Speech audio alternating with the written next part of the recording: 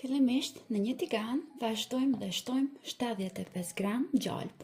Mund të përdorni edhe margarin, por nuk do t'ju sugjeroja që në këtë recetë ta përdorni vajin. Presim një herë në zjarr mesatar derisa gjalpi të shkrihet. Tani tek gjalpi i shkrir shtojmë 300 gram kadhaif të shtypur mirë. Vazhdojmë me skuqim në temperaturë mesatare, dikom për afërsisht 5 deri në 7 minuta, derisa kadhaifi na merr një ngjyrë të kuqremtë dhe të artë. Por ju lutem, zjarrin mbani në mesatare. Kadhaifin e kemi gati, duhet ta fërkoni derisa të merr një ngjyrë kështu të artë. Tani marrim një pjatë dhe për t'ia dhënë formën, unë do të përdor një tepsi kështu më të vogël në formë katrore. Ju mund të njëjtën recetë që ta bëni edhe në një tepsi më të madhe. Vazhdojmë tani që gjysmën e kadhaifit ta shtojmë tek pjesa poshtë.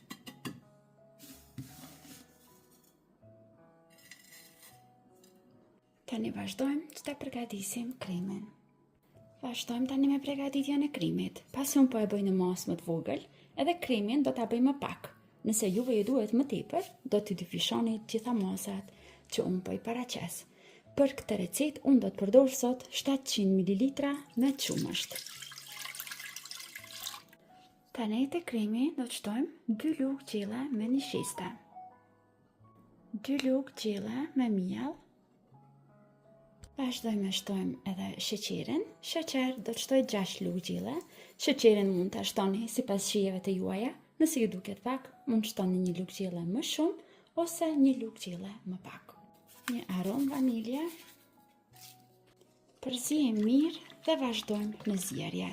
Në zjarr mesatar do ta zijem derisa krimi fiton trashësinë të shiruar. Kremi është trashur mjaftueshëm, është gati, e ndalojmë tani zjarrin.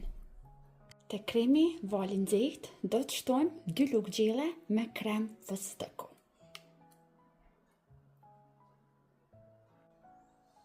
Shtojmë edhe 75 gram gjalp ose margarin dhe vazhdojmë përzijem tani derisa kremi i fëstëkut edhe gjalpi të shkrihen, të lidhen dhe të bëhen bashkë.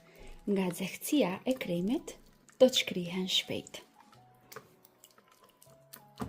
Tani kremin val të nxehtë vazhdojmë e shtojmë në mes të kadhaifit.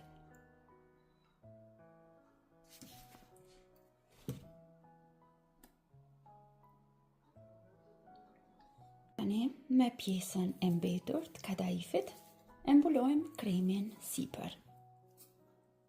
Pasi e mbulojmë mirë me kadhaif, lejojmë tani që ëmbëlsira të ftofet, më spaku për 3 deri në 4 orë në frigorifer.